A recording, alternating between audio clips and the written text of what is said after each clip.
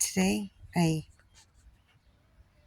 had my infusion and I haven't been feeling well. My kidneys have been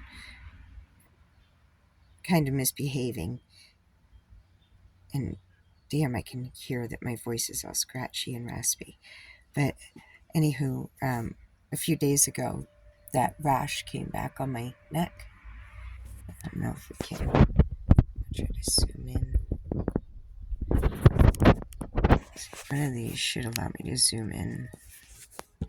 You know what? Moving the camera allows me to zoom in.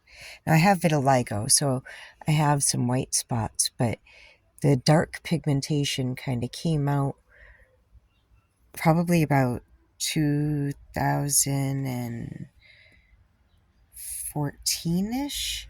But that red sort of rash that comes down from the ear on both sides and leaves a gap in the middle, that's been there since at least 2018.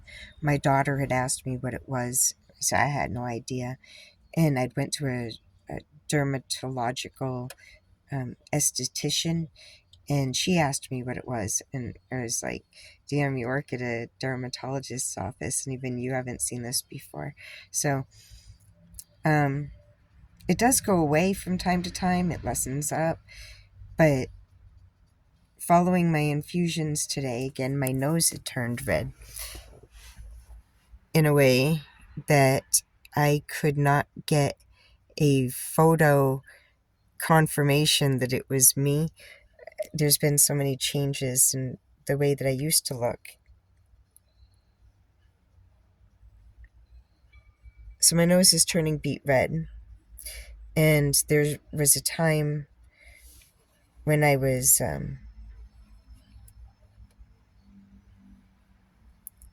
very, very, very sick after moving to my father's house. And I had known that my nose was beet red. I mean, this is even like nothing compared to what it was then. And a day or two later, I have no idea because time passed and I wasn't there. I just wasn't conscious or cognizant, or if I was, it was for moments, but then I would forget that the thing happened, or think it happened just yesterday and it was really like, last month. I mean, who knew? Timey-wimey. But it was like within like 48 hours or something. My husband had mentioned that my face was beet red. And I had kind of had an idea about that, but at this point I was too sick. And I didn't call the doctor. I didn't do anything about it. I was just more of the mind of just let me continue sleeping. It was during that time period that the recordings of my back being all twisted and messed up with the ropes of muscles going up my back. It was at that time that I had experienced the extremely red face. So I've been having problems with my autonomic nervous system, with temperature regulation, blood pressure regulation, digesting. And I was kind of born sick. My father did one tour, boots on the ground, in Korea in the proper time, in the proper place.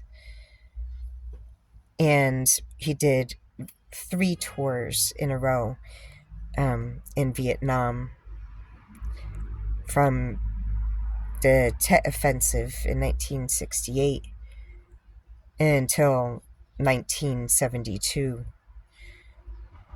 And he had always wanted a little girl. And my mom had said that if she was going to have another child, it was going to be before she turned 30. So she was 29. So he came home from Vietnam rather, and promptly got her pregnant. I have no idea how many visits in between. I know there was some. I have the stories of the gifts that were given and stuff like that. So I know that on some of his leave time, he definitely brought chemicals home from war with him. God, we love to play with his flashlights, the red lens and stuff like that. And of course the mess kit, the metal mess kit. Sucking the peanut butter out of the packet of the MREs. But of course that was later. That was after he had left Vietnam and I was born, or else I wouldn't have had the memory. But I was born in November of 1972.